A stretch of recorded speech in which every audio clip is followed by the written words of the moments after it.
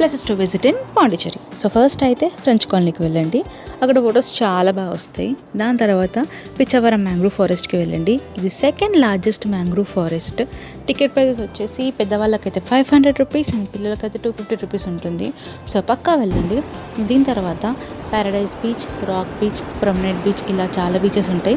నేనైతే ఈ 3 beaches cover చేసిన.